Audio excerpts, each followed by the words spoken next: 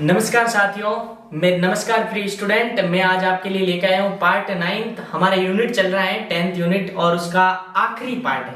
और हमने पीछे की जो क्लासें पढ़ी है, मोस्टली रिसेंट क्लास में हमने श्रेणी क्रम तथा समांतर क्रम संयोजन के ऊपर न्यूमेरिकल क्वेश्चन भी किए थे और चुंबकीय बल रेखाएं जो बहुत ही इंपॉर्टेंट है, पिछली बार पूछा गया क्वेश्चन है चुंबकीय बल रेखाओं के गुण और चुंबकीय क्षेत्र के बारे में भी जानकारी ली थी।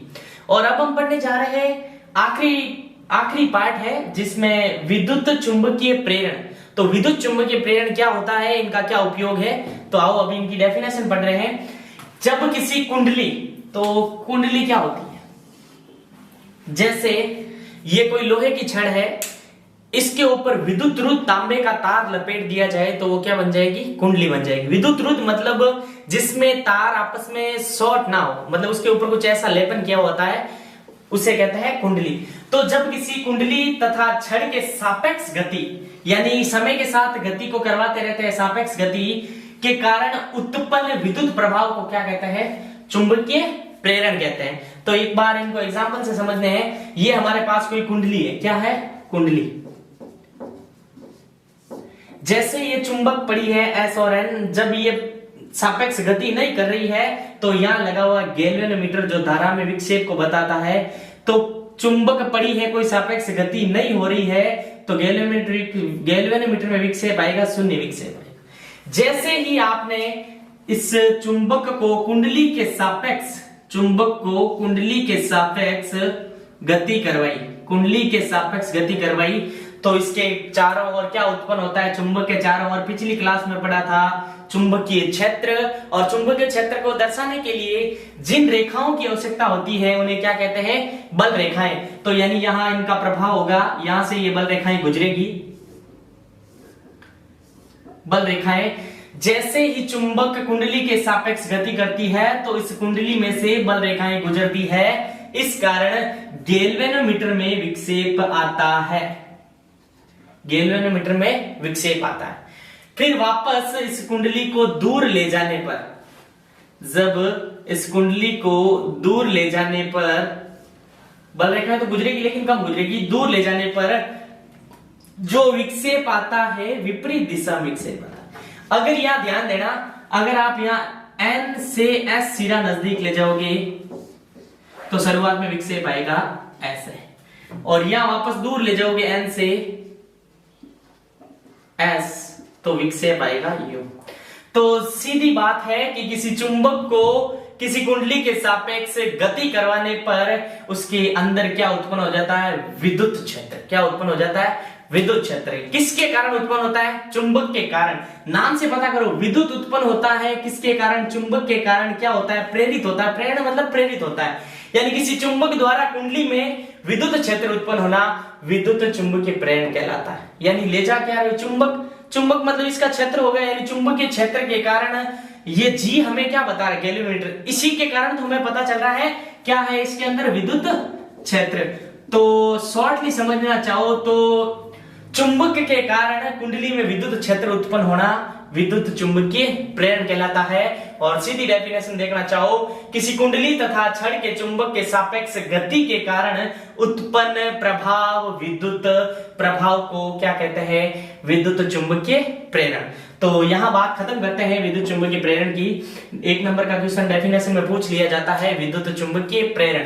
तो साइंस में जो नाम है वही काम है, विद्युत चुंबकीय प्रेरण। विद्युत के चुंबक के कारण विद्युत क्षेत्र उत्पन्न होगा, यानी प्रेरण होगा। तो बात कर रहे हैं चुंबकीय फ्लक्स की। चुंबकीय फ्लक्स क्या होता है, ये भी इंपॉर्टेंट लगा लेना, चुंबकीय फ्लक्स। तो चुंबकीय फ्लक्स की डेफिनेशन है, किसी चुंबकीय क्षेत्र में रखी कुंडली से गुजरने वाली बल रेखाओं की संख्या चुंबकीय फ्लक्स कहलाती है। यानी ये कुंडली है, यहां से ये गुजरने वाली बल रेखाएं, गुजरने वाली बल रेखाएं, केवल और केवल इस कुंडली में से गुजरने वाली बल रेखाओं की संख्या को कहते हैं चुंबकीय फ्लक्स। क्या कहते हैं, चुंबकीय फ्लक्स। यानी जितनी ज्यादा रेखाएं होगी चुंबकीय फ्लक्स का मान उतना ही अधिक होगा। यानी किसी कुंडली में से चुंबकीय बल रेखाओं, गुजरने वाली चुंबकीय बल रेखाओं की कुल संख्या क्या कहलाती है, चुंबकीय फ्लक्स। और मोस्ट इंपोर्टेंट इसका मात्रक आपको याद रखना क्या होता है, वेबर होता है। और बल रेखाएं हमने पढ़ा था, बल रेखाओं के गुण पढ़े थे। तो चुंबकीय फ्लक्स हो जाएगा किसी चुंबकीय क्षेत्र में रखी हुई कुंडली से गुजरने वाली बल रेखाओं की संख्या क्या कहलाती है? चुंबकीय फ्लक्स। तो हमने विद्युत चुंबकीय प्रेरण पढ़ लिया और चुंबकीय फ्लक्स पढ़ लिया। अब हम पढ़ेंगे विद्युत जनित्र। तो अब हम पढ़ने जा रहे हैं विद्युत धारा जनित्र, जो इंपॉर्टेंट लगा लेना आप स्टूडेंट्स, पिछली बार नहीं पूछा गया है, यानी इस बार आने के चांसेस 100% है इसके। तो विद्युत धारा जनित्र होता क्या है? यानी ये एक ऐसी युक्ति होती है जो यांत्रिक ऊर्जा को कन्वर्ट करती है विद्युत ऊर्जा में, यानी इलेक्ट्रिक एनर्जी में कन्वर्ट करती है कि मैकेनिकल एनर्जी को। यानी एक ऐसी युक्ति जो यांत्रिक ऊर्जा को विद्युत ऊर्जा में बदलती है, उसे विद्युत धारा जनित्र कहते हैं। विद्युत धारा जनित्र मुख्यतः दो प्रकार के होते हैं, एक तो अल्टरनेटिव धारा जनित्र यानी प्रत्यावर्ती धारा जनित्र और डिस्ट धारा जनित्र, जिसमें से मोस्टली इंपॉर्टेंट है प्रत्यावर्ती धारा जनित्र। और डिस्ट धारा जनित्र और प्रत्यावर्ती धारा जनित्र एक ही सिद्धांत पे कार्य करते हैं, विद्युत चुंबकीय प्रेरण सिद्धांत। और विद्युत चुंबकीय प्रेरण सिद्धांत के बारे में अभी आपको जानकारी दी थी कि किसी चुंबक की गति किसी कुंडली के सापेक्ष करवाई जाए तो उसे कुंडली में गैल्वेनोमीटर में क्या आता है? विक्षेप आता है, अर्थात उस कुंडली में धारा उत्पन्न होती है, उसे ही कहते हैं विद्युत चुंबकीय प्रेरण। तो अब हम पढ़ने जा रहे हैं विद्युत धारा जनित्र, जिसमें दो पॉइंट इंपॉर्टेंट है, एक तो उसकी बनावट और उसकी कार्यविधि। सिद्धांत हमें पता है कौन सा है, विद्युत धारा का चुंबकीय प्रेरण के सिद्धांत पे कार्य करता है प्रत्यावर्ती धारा जनित्र और डिस्ट धारा जनित्र। तो बात करते हैं बनावट की, तो पहले स्ट्रक्चर यानी चित्र देख लो। तो सबसे पहला पॉइंट है क्षेत्र चुंबक, यानी इसमें दो चुंबक होते हैं, विशाल चुंबक होते हैं, यानी बहुत ही बड़े विशाल चुंबक होते हैं, N और S। यानी यहाँ N और S क्या है? बहुत ही शक्तिशाली या विशाल चुंबक है। दूसरा पॉइंट है बनावट में आर्मेचर या कुंडली। आर्मेचर या कुंडली क्या होती है? ये है आर्मेचर या कुंडली, ध्यान देना। तो आप मेरे को बताओ, चुंबक है दोनों, और तो चुंबक के कारण बल रेखाएं होगी कि नहीं होगी? होगी बल रेखाएं। तो यहाँ पे ये है आर्मेचर बोल सकते हो, जिसे आप कुंडली बोल सकते हो। तो क्या होती है कि लोहे के ऊपर विद्युत रुद्ध तांबे का तार लपेट दिया जाए तो वहां किसका निर्माण हो जाता है? किसी कुंडली का निर्माण हो जाता है, जो अभी हमने पढ़ा है विद्युत चुंबकीय प्रेरण में कुंडली की जानकारी। तो इन शक्तिशाली चुंबक के बीच आर्मेचर या कुंडली होती है, जिसके ऊपर विद्युत रुद्ध तांबे के तार लपेटे हुए थे, बहुत ही ज्यादा संख्या में। तो यानी लोहे पर लपेटे तांबे के विद्युत तार होते हैं, उसे क्या कहते हैं? कुंडली कहते हैं। अब बात करते हैं सर्पी वलय की। सर्पी वलय यानी सर्पी यानी सांप जैसे गोलाकार, यानी यहाँ दो सर्पी वलय लगे होते हैं, S1 और S2, जिसका पहला सिरा इसका S1 से जुड़ा होता है और ये दूसरा सिरा S2 से जुड़ा होता है। यानी सर्पी वलय दो होते हैं, S1 तथा S2। और आखिरी है ब्रश। यहाँ ये ब्रश होते हैं दो, ध्यान देना। ब्रश होते हैं B1 व B2, यानी जो एक ब्रश जुड़ा होता है S1 से और दूसरा जुड़ा होता है S2 से, और यहाँ बीच में लगा होता है लोड। तो इस प्रकार हमने बनावट पढ़ ली है। बनावट में मेन पॉइंट याद रखना है, क्षेत्र चुंबक क्या होता है, आर्मेचर क्या होता है, सर्पी वलय क्या होता है, ब्रश। अगर ये पॉइंट याद होंगे तो आप स्ट्रक्चर आसानी से बना सकते हैं। यानी क्षेत्र चुंबक, आर्मेचर, सर्पी वलय और ब्रश, यानी दो क्षेत्र चुंबक होते हैं, उसमें बीच में कुंडली लगाई जाती है। कुंडली क्या होती है? उनके ऊपर विद्युत तांबे के तार लपेटे होते हैं। कुंडली का एक सिरा S1 से जुड़ा होता है, दूसरा सिरा S2 से जुड़ा होता है, और उन S1 तथा S2 के ऊपर ब्रश B1 तथा B2 होते हैं। अब हम इसका पढ़ेंगे सिद्धांत, सॉरी इसका कार्यविधि क्या होती है इसकी। अब हम पढ़ेंगे कार्यविधि। तो आई होप ये आपको इसकी बनावट समझ में आई होगी। तो अभी मैं आपको समझाने जा रहा हूं कार्य। तो अब हम इसका पढ़ेंगे कार्य। तो अब हम पढ़ रहे हैं कार्यविधि यानी वर्किंग, यानी विद्युत प्रत्यावर्ती धारा जनित्र कार्य कैसे करता है। कार्य को पढ़ने से पहले एक बार बनावट वापस बता देता हूं। इसमें दो सिरे यानी दो चुंबक होते हैं, शक्तिशाली N और S, और उनके बीच एक कुंडली लगी होती है। कुंडली के ऊपर विद्युत रुद्ध तांबे के तार लपेटे होते हैं, और इसमें दो सर्पी वलय S1 और S2 और दो ब्रश लगे होते हैं B1 व B2, और लोड लगा होता है, जिससे आप इसको किससे भी जोड़ सकते हो। यानी अब हम पढ़ रहे हैं कार्यविधि। कार्यविधि को पढ़ने से पहले आपको एक चीज पता होनी चाहिए, यानी ये आपने इसका स्ट्रक्चर बनाया है, आपको ये लग रहा है ऐसे कुछ पढ़ा है ये, लेकिन ये ऐसे नहीं है, ध्यान देना। यानी ये ऐसे है, ये ऐसे नहीं है, ये ऐसे ऐसे है, जिसका एक सिरा है ए बी और ये पीछे वाला सी और डी, यानी ऐसे लगा हुआ एक बुक की तरह ऐसे। तो अब ध्यान देना कार्यविधि पढ़ने से पहले, तो जब किसी कुंडली को यांत्रिक ऊर्जा, यानी कुंडली है, इसको किसी साधन यानी यांत्रिक ऊर्जा द्वारा घुमाया जाता है तो चुंबकीय फ्लक्स में परिवर्तन होता है। बहुत ही इंपॉर्टेंट बात है, परिवर्तन कैसे होता है, रटना नहीं, हमें समझना है परिवर्तन कैसे होता है। यानी ये बीच में लगी हुई है ये कुंडली, तो अब ध्यान देना, हमने इसीलिए चुंबकीय फ्लक्स पहले पढ़ा। क्या पढ़ा?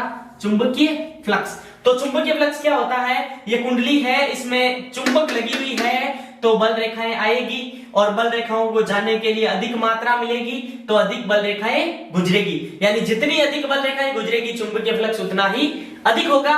तो बात कह रहा है कि जब कुंडली को घुमाया जाता है, पहले ऐसे थी, फिर इसको ऐसे घुमाओगे तो जगह इतनी होगी ना, तो यहां से बल रेखाएं कम गुजरेगी, यानी फ्लक्स में चेंजेस होगा, यानी फ्लक्स में परिवर्तन होगा।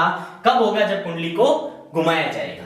अब हम बात करते हैं जिससे कुंडली में प्रेरित धारा होती है।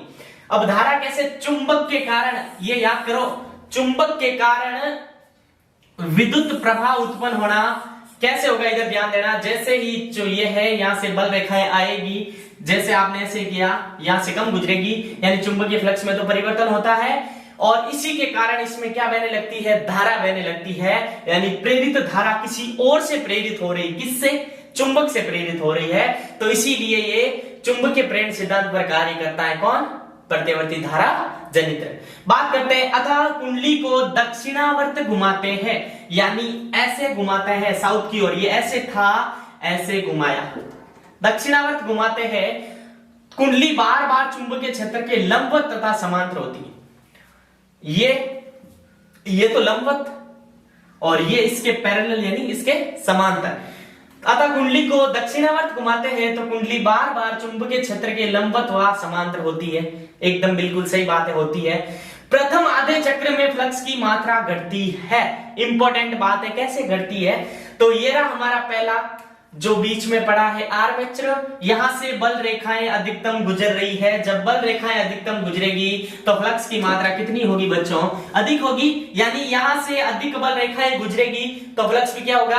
अधिक। और बात कर रहे हैं आधे चक्र की, जब भी इसको दक्षिणावर्त ऐसे ऐसे ऐसे घुमाया जाता है, यहां एरिया कम होगा तो यहां से बल रेखाएं भी क्या गुजरेगी? कम गुजरेगी। जब बल रेखाएं कम गुजरेगी तो बल रेखाओं की मात्रा को हम क्या बोलते हैं? चुंबकीय फ्लक्स। यानी यहां से स्पष्ट होता है पहले आधे चक्र में फ्लक्स की मात्रा घटेगी। इस आधे चक्र में धारा की दिशा दक्षिणावर्त, धारा की दिशा दक्षिणावर्त होती है। B1 से कहां होती है? B2 की ओर। कहां होती है? B1 से B2 की ओर होती है। अगले आधे चक्र में धारा की दिशा वामावर्त B2 से B1 की ओर होती है। और एक चीज ध्यान देना, ये पहला चक्र है, जब धारा की दिशा यहां कहां से होगी? यहां से B1 से कहां? A से कहां जाएगी? B की ओर, फिर C से D की ओर। ये पहला पूरा चक्र है। और फिर वापस दूसरे आधे चक्र में धारा की दिशा परिवर्तित हो जाएगी। D से कहां जा रही है? C की ओर। और फिर B से D से कहां जा रही है? C की ओर। और फिर B से A की ओर। यानी धारा बदल रही है, इसीलिए इसे प्रत्यावर्ती धारा, यानी धारा की दिशा समय के साथ बदलती रहती है, इसीलिए इसे प्रत्यावर्ती धारा जनित्र कहते हैं। और भारत में 50 हर्ट्ज प्रत्यावर्ती धारा की आवृत्ति होती है। इस प्रकार धारा बदलती रहती है, इसीलिए इसे प्रत्यावर्ती धारा जनित्र कहते हैं। धन्यवाद। तो इस प्रकार ये यूनिट यही समाप्त होती है। डीसी जनित्र है जो ज्यादा इंपॉर्टेंट नहीं है, नॉर्मल है, इसी सिद्धांत पे कार्य करता है। तो इस प्रकार हमारा यूनिट 10वां इलेक्ट्रिक करंट समाप्त हुआ। और इस वीडियो के नीचे आपको पूरे यूनिट की पीडीएफ ट्रिक्स डिस्क्रिप्शन में आपको लिंक उपलब्ध करवा दी जाएगी। आप इसी तरह हमारे साथ जुड़े रहिए। आपने एक फिजिक्स का एक यूनिट पढ़ लिया है 10th क्लास का, 10th यूनिट इलेक्ट्रिक करंट। अब हम पढ़ेंगे केमिस्ट्री का एक यूनिट स्टार्ट करेंगे आगे।